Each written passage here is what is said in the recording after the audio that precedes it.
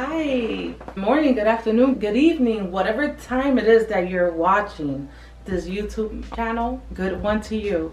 Welcome back. Today we're going to be talking about removing the labels, as we were talking last week about in the book of John chapter 9, talking about a blind man that Jesus healed, that Jesus saw while he was walking with his disciples. So if you haven't seen the first video, you have to see the first video. Just click right here, follow the link. I want to focus on a question that the disciples had asked Jesus.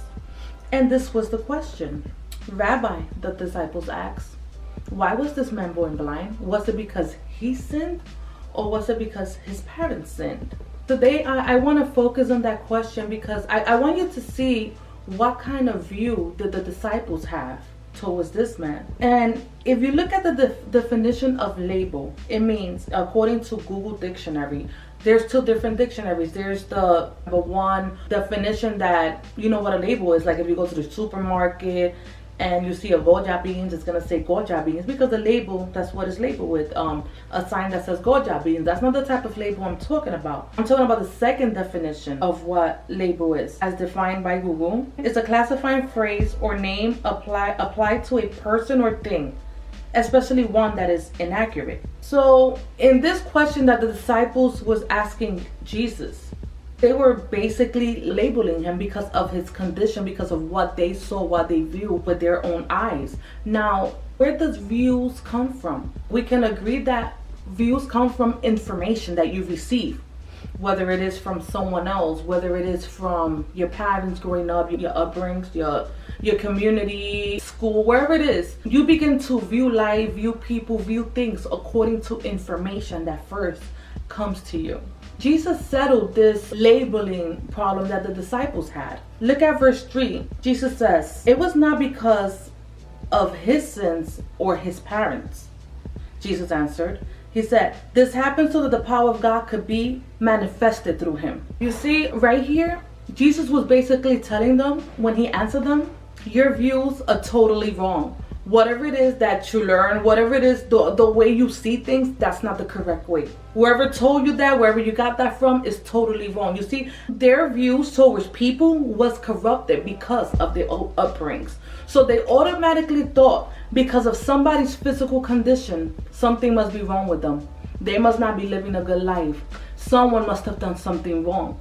They had corruptible views because someone gave them the wrong information. You see, this question came from the disciples. The disciples were the followers of Jesus, but Jesus discipled his disciples, and not only did he disciple them, he was a teacher to them. They called him rabbi. And not only because he taught at the temple, but because he led a life of teaching, a life that was teachable. So Jesus led a life that taught them how to live, how to view others. Labels is something that exists today and have always existed and will always exist. I cannot remove the labeling mentality from anyone, but I can remove it from myself, and so can you. Where do we see labeling happening? We see labeling happening in so many different places. Maybe you can agree you've seen labeling happening at your school, right? We all seen that. I mean, labeling at school is totally in a different level. It could be more like roasting, right? You start labeling and people start, end up getting hurt.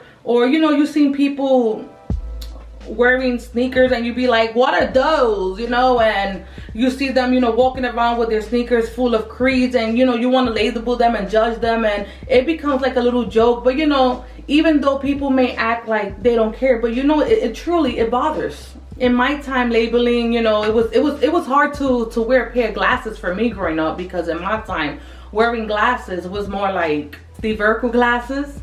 So we would rather not wear glasses at all. But nowadays, thank God, glasses is more like a fashion statement. They can wear glasses and rock them and, look all cute. Whatever it is, labeling hurts, even if the person pretends not to care. And it should not happen at all. 1 Corinthians 2:16 says that we have the mind of Christ. When Jesus was speaking to his disciples, he was showing them his mindset. It's not the way you view things. That's not the correct way. Let me show you the correct way. We are children of God. So we ought to see ourselves and see others through the lens of Christ, the way he sees us and the way he sees others. And how he sees us beautiful. He sees us as his masterpiece. He sees us as a display of his very glory. Talking about the way Jesus sees humanity, I want to finish with this. Galatians 3:28 says, there is neither Jew nor Gentile, neither slave nor free, nor is there male and female, but you are all one in Christ. To Christ, every single person is important.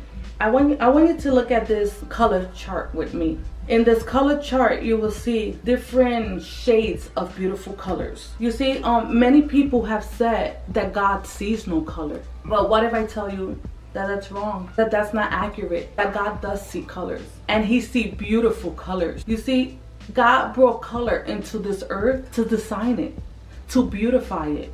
It's like an artist.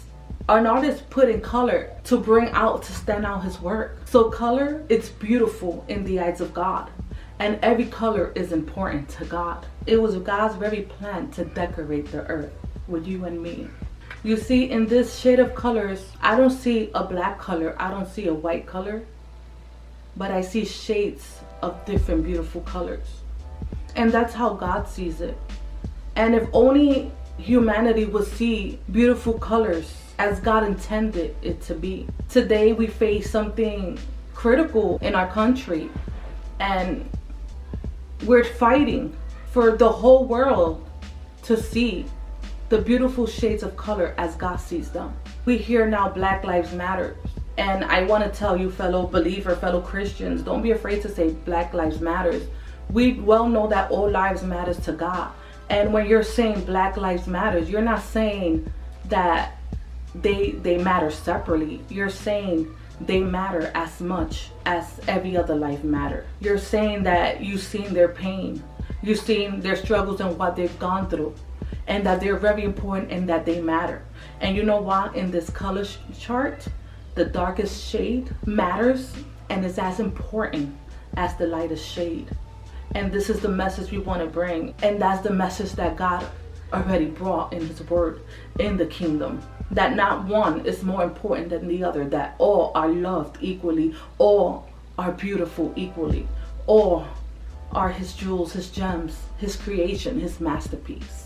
So let's begin to remove the labels. Let us not accept the labels that we have learned from others. Refuse, anytime you hear anything, refuse to look at anyone in somebody else's sight or view. Refuse it all the way and begin to look at others with the sight of God.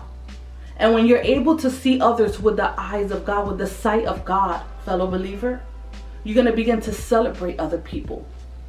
You're going to begin to celebrate life together with others. God bless you, and I love you.